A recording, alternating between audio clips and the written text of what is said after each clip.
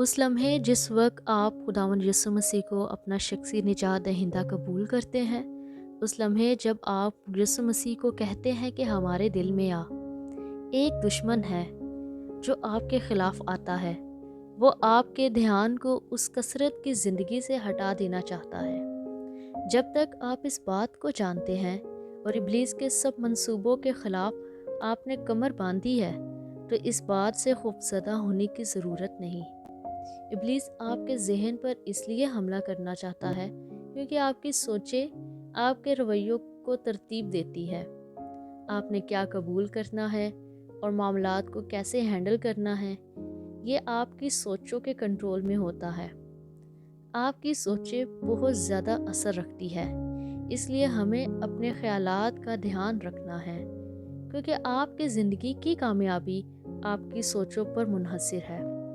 जैसा इंसान सोचता है उसके लिए वैसा ही है। ज़हन हमारा रूहानी मैदान जंग है, जहाँ पर जंग की जीत या हार होती है। शैतान ये बात जानता है कि अगर वो आपकी सोचों पर असर पैदा कर दे तो सिर्फ तब ही वो आपके अमल और रवैयों पर असर अंदाज हो सकता है।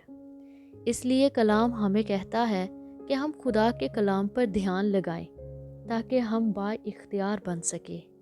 कुलुस्सियों 3 बाब उसकी 1 4 आयत में लिखा है, बस जब तुम मसीह के साथ जिलाए गए तो आलम बाला की चीज़ों की तलाश में रहो, जहाँ मसीह मौजूद है, वो खुदा की दाहिनी तरफ बैठा है। आलम बाला की चीज़ों की तलाश में रहो, ना कि ज़मीन की चीज़ों के, क्योंकि तुम मर गए और तुम्हारी ज़िंदगी मसीह के साथ खुदा में पोशीदा है। जब मसीह जो हमारी ज़िंदगी है ज़ाहिर किया जाएगा तो तुम भी उसके साथ जलाल में ज़ाहिर किए जाओगे। इन आयात की एक तफसीर ये बताती है, पौलुस उन लोगों से मुखातिब है जो मसीह पर ईमान लाने के वसीला से बचाए गए हैं। पौलुस फिर इस बात को समझाता है कि ईमानदारों का ध्यान रूहानी चीज़ों की तरफ होना चाहिए। मसीहियों को अपना ध्यान आलम बाला की चीज़ों पर लगाना है क्योंकि वहाँ यीशु मसीह है। यीशु मसीह दुनिया में नहीं और ना ही कब्र में, बल्कि वो खुदा बाप की दाहिने तरफ बैठा है। मैं आपकी हौसला अफजाई इस बात पर करना चाहूँगी कि आप अपना ध्यान और दिल रूहानी चीज़ों की तरफ लगाएं, ना कि दुनिया की चीज़ों पर, चीज़ें जो खुदा की बादशाही की है। आज एक फ़ैसला करें कि आप अपने जहन की जंग को जीतेंगे, मनफी सोचों और बेखुदाई के ख्यालों से अपने आप को आलूदा ना होने देंगे। कलाम हमें बताता है कि हमने अपनी सोचों की हिफाजत करनी है क्योंकि सोच रास्ता है और सिर्फ आप ही हैं जो इस बात का तयन कर सकते हैं कि क्या अंदर जाना चाहिए और क्या जहन में रहना चाहिए।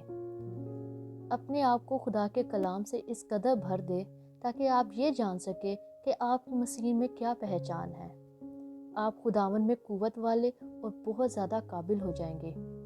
अक्सर औक़ात ज़िंदगी हमें कहीं और ले जाती है, ज़िंदगी हमें बहुत मसरूफ़ कर देती है और कभी कभी ज़िंदगी हमारी तरजीहात को बदल देती है, जबकि तरजीह सिर्फ खुदावन यीशु मसीह होना चाहिए। मेरा ईमान है कि पौलुस हमें ये बता रहा है कि हमारा ध्यान रूहानी चीज़ों की तरफ होना चाहिए। तो इसका मतलब है कि रोज़ उठते ही हमें कहना है, खुदावन आज मैं तेरी हूँ, तेरी तारीफ़ हो, मेरी मदद कर कि मैं तेरे कलाम और तेरी मर्ज़ी पर ध्यान लगा सकूँ। क्या आज आप मेरे साथ इस दुआ में शामिल होंगे ताकि खुदावन मेरी और आपकी मदद कर सके कि हम एक दिल होकर अपनी सोचों को सिर्फ और सिर्फ रूहानी चीज़ों की तरफ लगाएं। आइए दुआ करते हैं। आसमानी बाप, तू जो वफ़ादार खुदा है, आज मैं दुआ करती हूँ कि हमारी मदद कर कि हम अपने जहनों को नया बना सकें और आलम बाला की चीज़ों पर ध्यान कर सकें। हमारे अंदर ये भूख और प्यास पैदा हो जाए कि हम आसमानी चीज़ों की तलाश में रहें, ना कि ज़मीनी चीज़ों की।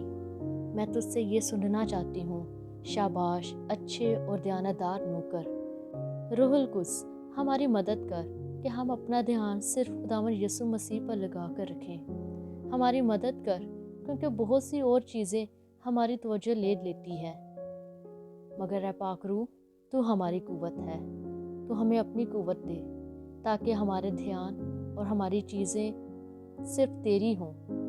تیرے کلام میں لکھا ہے، میں انگور کا درخت ہوں، تم ڈالیاں ہو، جو مجھ میں قائم رہتا ہے اور میں اس میں وہی بہت پھل لاتا ہوں، کیونکہ مجھ سے جدا ہو کر تم کچھ نہیں کر سکتے۔ اگر کوئی مجھ میں قائم نہ رہے تو وہ ڈالی کی طرح پھینک دیا جاتا اور سوکھ جاتا ہے، اور لوگ انہیں جمع کر کے آگ میں جھونک دیتے ہیں اور وہ جل جاتی ہے۔ اگر تم مجھ میں قائم رہو اور میری باتیں تم میں قائم رہے تو جو چاہو مانگو وہ تمہارے لیے ہو جائے گا۔ اس خوبصورت وعدے کے لیے خداوند تیرا شکر ہو۔ جیسے تو نے ہم سے محبت کی اور جیسے تو ہم میں ہے اور تیرا کلام ہم میں ہے، تو نے کہا کہ جو کچھ ہم مانگیں گے اور چاہیں گے وہ ہمارے لیے ہو جائے گا۔ آسمانی باپ، تیری مرضی پوری ہو، ہماری زندگی میں فقط تیری ہی مرضی پوری ہو۔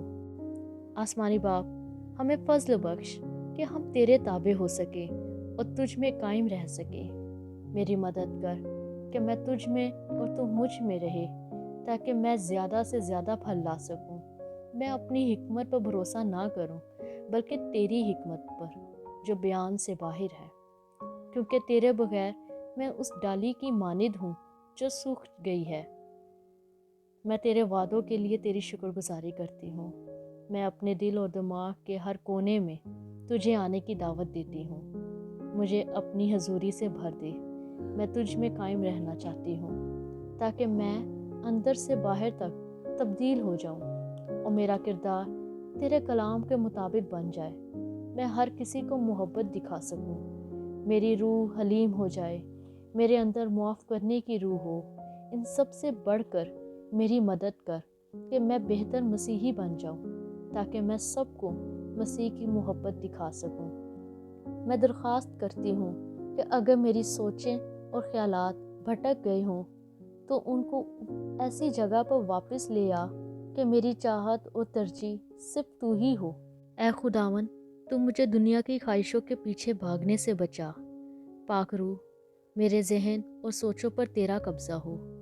پاک روح، ان سوچوں پر تو قبضہ کر لے۔ اے خداوند خدا، میں تیرے نام کو مبارک کہتی ہوں، کیونکہ فقط تیرا ہی نام مبارک ہے۔ آمین۔